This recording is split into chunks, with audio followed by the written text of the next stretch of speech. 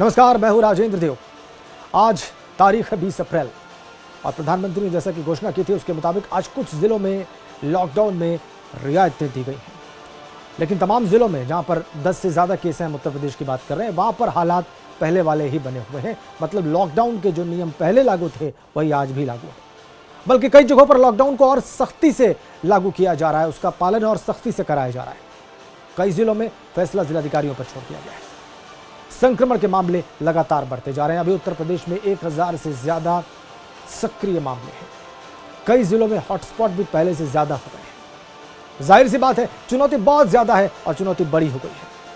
और इसको बयान करने के लिए हम आपको 4 तस्वीरें दिखाने जा रहे हैं। आपकी स्क्रीन पर आ रही हैं 4 तस्वीरें। देखिए, आजमगढ़, इटावा, मथुरा और हमीरपुर की तस्वीरें। ये देखिए आप, कैसे यहाँ पर ऐसा लगा कि सामान्य हो गए हालात। लोग इस तरीके से पेश आए इन 4 स्थानों पर कि सामान्य जैसे देखिए हालात। ये देखिए लोग कैसे घरों से बाहर निकले और फिर बाद में कई जगहों पर पुलिस को सख्ती दिखानी पड़ी। आजमगढ़ में भी, इटावा में तो खैर डीएम खुद ही जगह जगह पहुंच गए। मथुरा में देखिए बैंक के सामने कैसी लाइन लगी हुई थी, बैंक ऑफ बड़ौदा के। और हमीरपुर की तस्वीर आप देखिए, यहाँ पर क्या स्थिति दिखाई दे रही है। ये वो लोग हैं जो बिल्कुल सामान्य हालात समझकर या स्थितियों को सामान्य समझकर आज घर से बाहर निकल आए। बहुत चिंताजनक स्थिति। 4 जिलों की तस्वीर आपने देखी। अब आपको हम कुछ तस्वीरें अलग करके दिखा रहे हैं।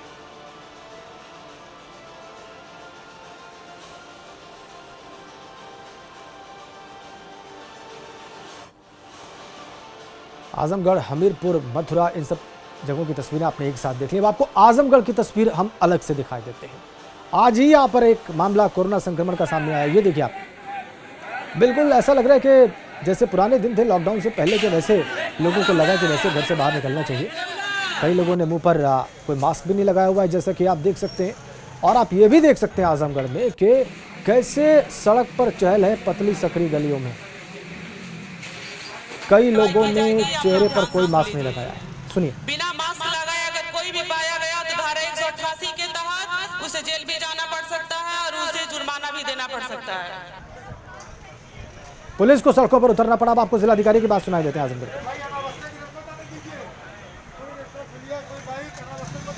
शहरी क्षेत्र में यथावत कल की जो स्थिति है वही रहेगी। नागरिक आपूर्ति, दवा की दुकानें, सब्जी आदि की दुकानें ये खुली रहेंगी। कृषि उपकरण की दुकान खुली रहेगी जो यथावत चल रही है कल तक। ई कॉमर्स, होम डिलीवरी की जा सकती है किसी प्रोडक्ट की। इंटरनेट सेवा से जुड़ी हुई जो कंपनियां हैं वो अपनी ऑफिस खोल सकती हैं। सरकारी ऑफिसेज 1/3 कर्मचारियों के साथ ऑफिस खोल सकते हैं।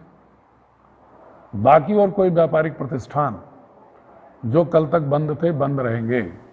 आजमगढ़ की तस्वीर आपने देख ली। अब आपको इटावा की तस्वीर दिखाते हैं, जिसको हमने आपको शुरू में दिखाया था। उसी इटावा की तस्वीर एक बार फुल फ्रेम में आप देखिए। ये देखिए, अपने राशन कार्ड काटा है साहब, मेरे बच्चा घूमने मरे था, आप लोग मारो सब। राशन कार्ड की समस्या लेके पति पत्नी बाहर आए साहब के एप्लीकेशन लगा, साहब बेव भगा दे। और ये प्रशासन को कुछ दिखा रहे हैं, बता रहे हैं कि इनके साथ क्या दिक्कत हुई है। मुझे मारो, मेरा जेल में डालते, जेल में रोटी नहीं मिले मुझे तो वक्त की नहीं। हमें पिटन दो, तुम मारो, मारो मुझे। हम रेल की पटरी गिर जाएंगे। बेकार राशन वाले ने अपने साहब आधार कार्ड के हिसाब से मुझे दे, मुझे जब चढ़ी है तो हमारे दिन तो कटने। और यहाँ पर साहब मुझे इस तरह से बताया जाता है कि आज चूंकि पहला दिन था, इसलिए कार्यालयों को सैनिटाइज कराया गया है, साफ सफाई कराई गई है तथा अधिकारियों को कहा गया है कि अपने अपने कार्यालयों में हर कर्मचारी में सोशल डिस्टेंसिंग का अनुपालन कराएं, मास्क पहनाएं और कोई भी ऐसा काम न करें जिससे वहां पर भीड़ इकट्ठा हो। आम जनता के लिए कार्यालय फिलहाल अभी नहीं खुला है। और अब आपको राजधानी लखनऊ की एक तस्वीर दिखाते हैं, जहां पर गोरखपुर जाने वाले हाईवे की आज सुबह क्या हालत थी, क्या स्थिति थी। ये देखिए आप, लॉकडाउन में राहत का एक ये भी दृश्य है और इससे आने वाली आफत का अंदाजा आप लगा सकते हैं। ये देखिए आप, ये गोरखपुर की ओर जाने वाले हाईवे की तस्वीर देखिए आप। ऐसा लग रहा है कि दिन बिल्कुल सामान्य हो गए हैं, हालात बिल्कुल काबू में हैं, कहीं कोई समस्या नहीं है, लोग वैसे सड़क पर निकल आए। और ये लखनऊ राजधानी है सूबे की और ये हाईवे गोरखपुर की ओर जा रहा है। वहाँ का ये आलम है तो आप दूसरे इलाकों का भी अंदाज़ा लगा सकते हैं। क्या ये लोग तनिक अवेयर हैं कि प्रदेश में संक्रमण के मामले बढ़ते जा रहे हैं, खतरा बढ़ा है पहले के मुकाबले में। जब लॉकडाउन पहले दिन लागू हुआ था उससे ज़्यादा भयावह स्थिति इस वक्त है प्रदेश में। क्या इन्हें अंदाज़ा है? और अगर इन्हें अंदाज़ा है तो फिर ये इस तरह से क्यों सड़कों पर निकले? ये कितने बड़े गुनहगार हैं, अंदाज़ा लगाइए आप, खुद समझिए आप और महसूस करिए आप कि ये कितना बड़ा खतरा हो सकता है, ये कितनी बड़ी आफत हो सकते हैं। इन तस्वीरों के बाद अब हम लौटेंगे और समझेंगे कि ऐसी स्थितियां क्यों हैं। इस मुद्दे पर चर्चा के लिए हमारे साथ जुड़ रहे हैं लखनऊ से पूर्व आईपीएस अधिकारी एसपी सिंह साहब, प्रयागराज से जुड़ रहे हैं भाजपा के नेता दीपक पटेल, वाराणसी से जुड़ रहे हैं वरिष्ठ पत्रकार रविंद्र पाठक और आगरा से जुड़ रहे हैं कांग्रेस नेता विनोद बंसल। आप सभी का बहुत स्वागत आज की चर्चा में। मैं भारतीय जनता पार्टी के जो नेताजी हैं उनके पास जाऊंगा। मैं पटेल साहब ये बताइए, ये जो तस्वीरें आपने देखी एक के बाद एक, आजमगढ़ में, इटावा में, हमीरपुर में, मथुरा में और आखिर में लखनऊ से गोरखपुर जाने वाले हाईवे के रास्ते पर, इस पर क्या कहेंगे आप? ये राहत देने वाली हालात हैं, दिखाई दे रहा है आपको?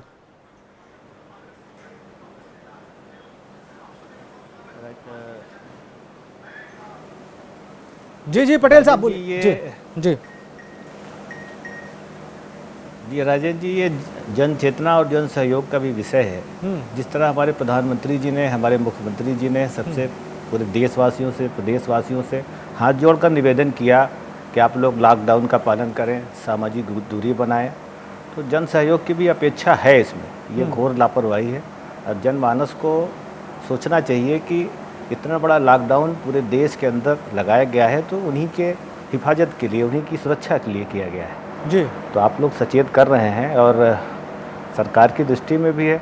अगर इस तरीके के मामले आएंगे तो पटेल साहब, हम लोग तो पहले दिन से सचेत कर रहे हैं, कड़ा कदम उठाएगी। और सरकार को भी मालूम है, आप प्रधानमंत्री ने भी कहा था कि अगर सब कुछ ठीक रहा, काबू में रहा, तो हम कुछ चीजों में रियायत देंगे।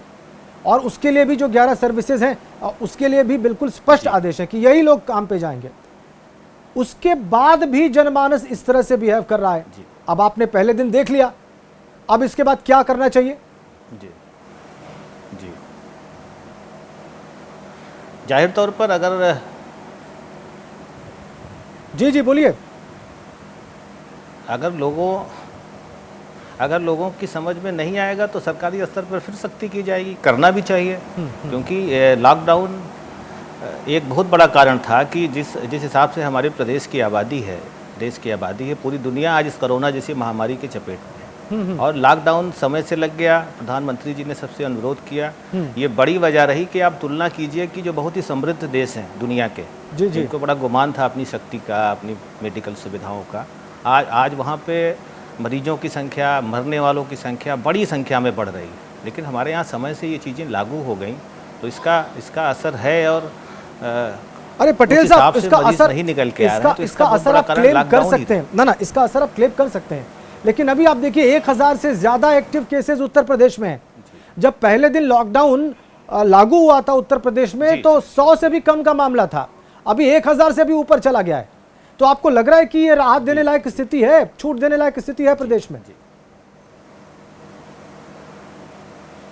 राहत के पीछे ये मंशा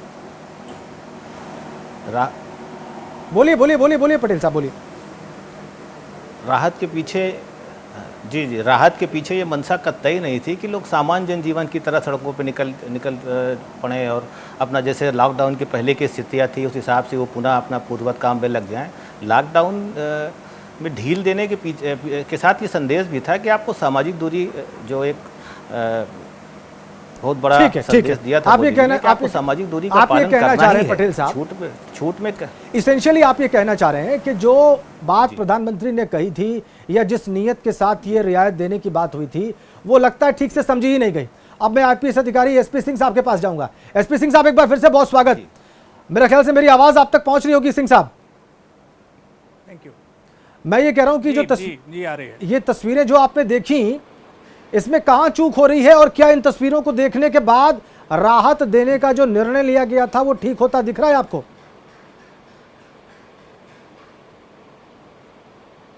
बिल्कुल नहीं है।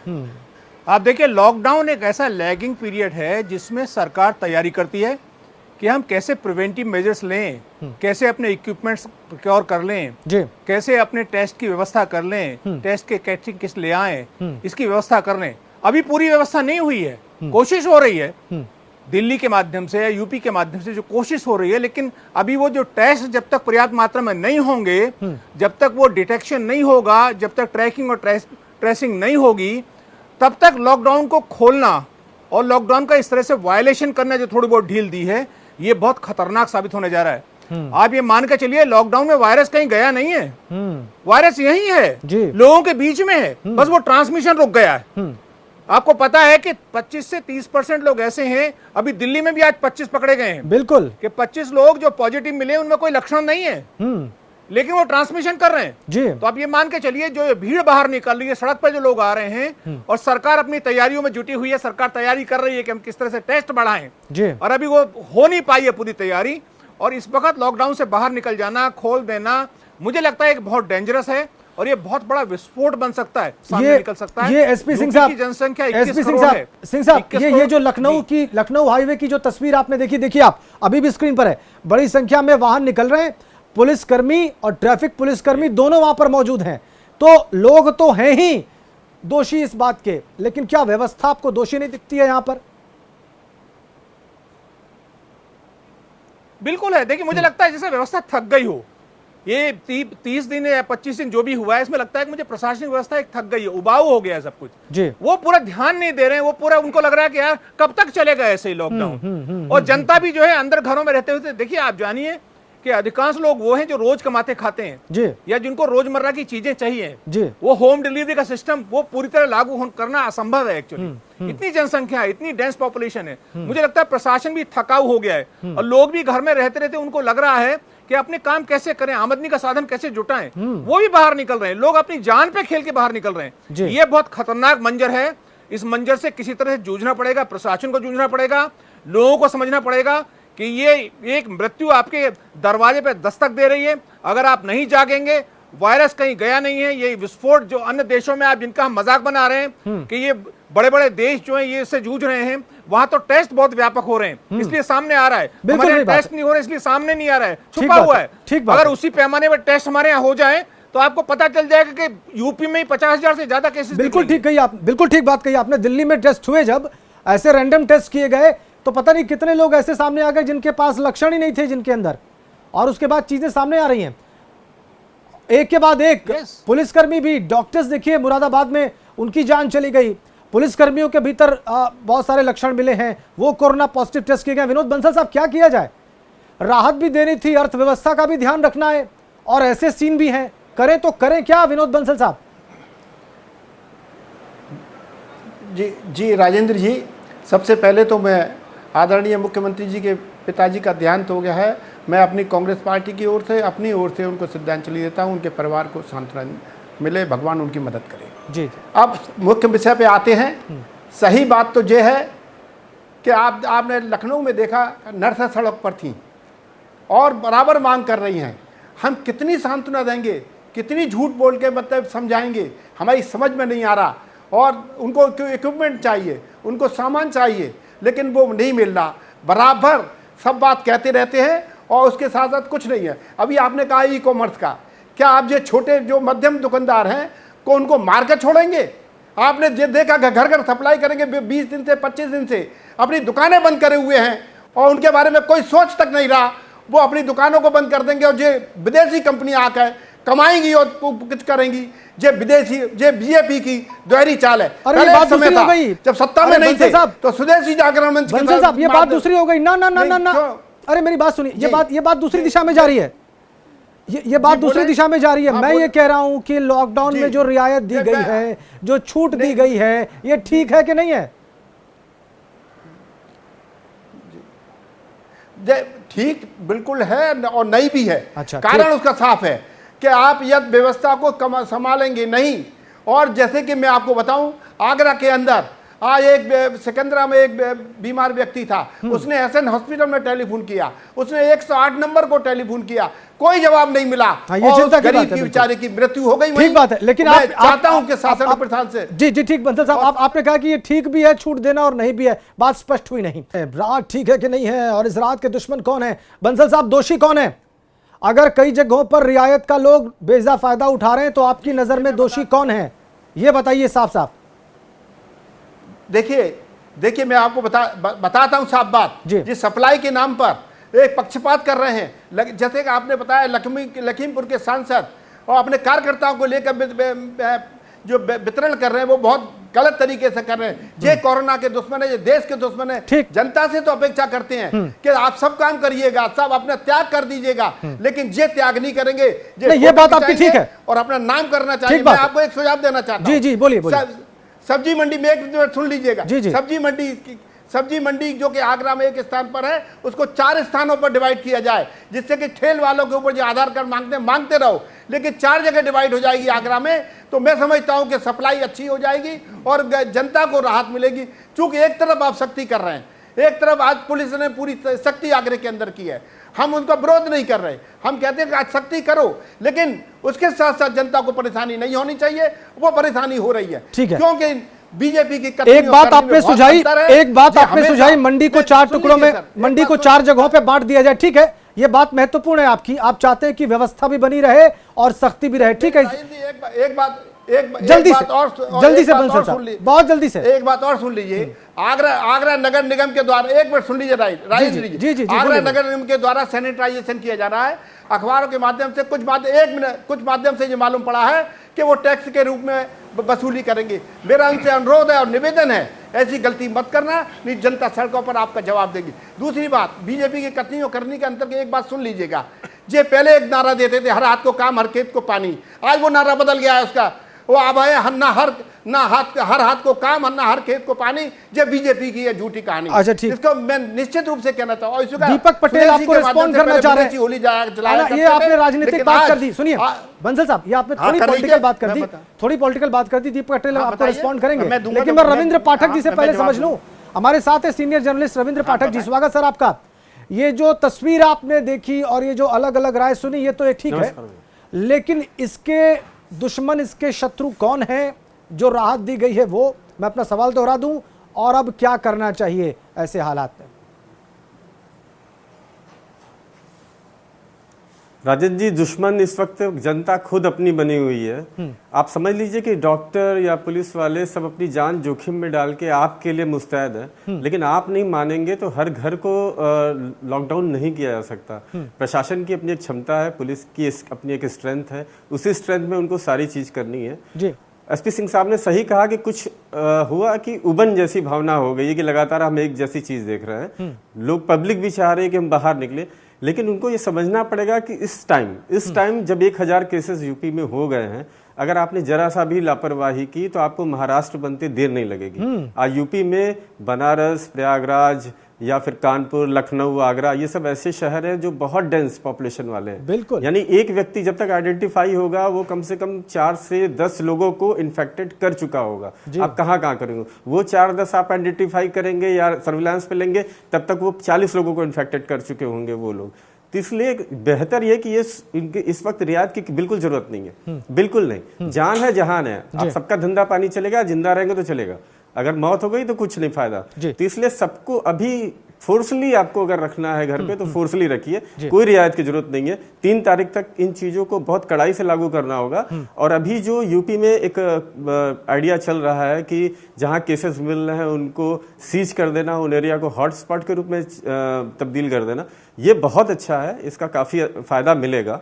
तो आप ये समझ लीजिए कि हॉटस्पॉट वाले कॉन्सेप्ट पे इनको आगे बढ़ने की जरूरत है, और जहां पे भी जरा सा भी डाउट है उसको भी हॉटस्पॉट कर देना चाहिए। ठीक। लेकिन विनोद बंसल साहब अभी कुछ कह रहे थे, बहुत सारी बातें, और उनको रिस्पॉन्ड करना चाह रहे थे दीपक पटेल, बीजेपी के लीडर। दीपक पटेल साहब, आप पूरा रिस्पॉन्ड करिएगा, पूरा उत्तर दीजिएगा। हमें रुकना एक बहुत छोटे से ब्रेक के लिए, ब्रेक से जब वापस लौटते हैं तो दीपक पटेल की बात सुनते हैं। और बीजेपी के नेता जो हमारे साथ इस चर्चा में है, दीपक पटेल साहब, वो इस पर जवाब देना चाह रहे थे। दीपक पटेल जी, कहिए क्या कहना चाह रहे हैं आप? राजन जी, मैं आपके माध्यम से बताना चाहूँगा कि पहले बात कोई राजनीति का विषय ही नहीं। ठीक बात है। इस विषय पर राजनीति नहीं होनी चाहिए। अगर कोरोना के संदर्भ में आपके कोई सकारात्मक सुझाव हैं तो आप सरकार को दे सकते हैं। सरकार उस पर गंभीरता से विचार कर रही है और मोदी जी ने सर्वदलीय बैठक बुलाई थी, देश के सभी दलों को, नेताओं को बुलाया था और सभी ने एक स्वर में कहा था कि हम सबका एक लक्ष्य होना चाहिए कि हमें कोरोना को हराना है, अपने देश से भगाना है। दूसरा, ये बात सही है कि आगरा में सर्वाधिक संक्रमित लोग मिले हैं, लेकिन ये जो आप विषय आज लेके आए हैं ये पूरे प्रदेश और बिल्कुल ठीक देश से जुड़ा हुआ है कि जुड़ा इसमें ढील दी जानी चाहिए कि नहीं दी जानी जी, चाहिए। जी, जैसा जी। कि जैसा दीपक जी और जैसा कि अभी हमारे बड़े बंसल साहब सुन लीजिए बंसल साहब, ये प्लम्बर और इलेक्ट्रीशियन, बंसल साहब सुन लीजिए, बात पूरी हो जाने दीजिए उनकी। पटेल साहब की बात पूरी हो जाने दीजिए, मैं आपके पास आ रहा हूँ बंसल साहब। जी पटेल साहब जल्दी से। जी जी जी जैसा कि अभी आपके वरिष्ठ पत्रकार आदरणीय पाठक जी ने कहा कि ये सामान्य जन चेतना और जन सहयोग का विषय भी है, और जब तक इसमें जन सहयोग नहीं मिलेगा तो लॉकडाउन को 100% पालन कराना मुश्किल हो जाएगा। और सरकार तो अपने स्तर से सख्ती कर ही रही है, लेकिन जन सहयोग की भी बहुत बड़ी अपेक्षा है इसमें कि लॉकडाउन 100% अपने जो लक्ष्य है लॉकडाउन का वो पूरा। नहीं, एक मंडी को उन्होंने 4 हिस्सों में बांटने का एक सुझाव दिया है आगरा में। ऐसी ही व्यवस्था आगरा के अलावा कहीं और भी की जा सकती है? पटेल साहब संक्षेप में इस पर विचार हो। देखिए आगरा बहुत बड़ा जनपद है और हमें नहीं लगता कि पूरे जनपद में अकेली सिर्फ वही एक मंडी होगी। वहाँ की मैं भौगोलिक परिस्थिति स्थानीय में नहीं जानता, लेकिन निश्चित तौर पर इतने बड़े जनपद में सिर्फ एक मंडी हो, ये भी थोड़ा सा अविश्वसनीय सा लगता है। लेकिन आपके सुझाव हम सरकार तक पहुँचाएंगे। ठीक, आपके चैनल के माध्यम से भी पहुँचेगा, हम लोग बिल्कुल इस माध्यम से पहुँच भी रहा है। बंसल साहब बहुत संक्षेप में अपनी बात पूरी करिए, समय समाप्त है। बंसल साहब क्या कहना चाह रहे हैं आप? हाँ जी जी जी जी जी जी दीपक जी, मैं आपसे एक निवेदन कर रहा हूँ कि ये प्लम्बर और इलेक्ट्रीशियन के लिए आपने और भी कर्मचारी हैं उनके लिए कहा है कि आप काम कर सकते हैं। मेरे भाई इतना तो बता दो कि जैसे कि जल बिन मछली, मछली बिना जल के जिंदा नहीं रह सकती, बिना सामान के जो कारीगर कैसे काम करेंगे, वो उसको कैसे दूर करेंगे, और आप मतलब जो रोजगार देना चाहते हैं उनको रोजगार नहीं मिलेगा मेरे भाई। और सबसे बड़ी बात यह है कि हम और आप जैसे लोगों को ही संयम बरतना होगा। जनता तो पूरे संयम में है, कुछ लोग वारदात करते हैं तो उनके लिए सजा का प्रावधान है। अभी तो बंसल साहब ये पहले तय हो जाए कि ये राहत देना ठीक है कि नहीं है, पूरा उसके बाद सामान मुहैया होगा कि नहीं होगा इस पर चर्चा हो जाएगी। अभी तो प्रश्न ये था कि राहत देना ठीक है कि नहीं है। बहरहाल समय समाप्त। आप सभी का बहुत धन्यवाद। सिंह साहब, पाठक जी, बंसल साहब और पटेल साहब इस चर्चा का हिस्सा बनने के लिए। ज़्यादातर लोग ये कह रहे हैं कि राहत देना या रियायत देना इतने डेंसली पॉपुलेटेड प्रदेश में फिलहाल ठीक नहीं जान पड़ता ये तस्वीरें देखकर, और दुश्मन समाज स्वयं ही अपना साबित हो रहा है, उसे कतई अपने आप से दुश्मनी बंद करनी होगी। राजनीति देखने के लिए आप सभी का बहुत धन्यवाद। नमस्कार।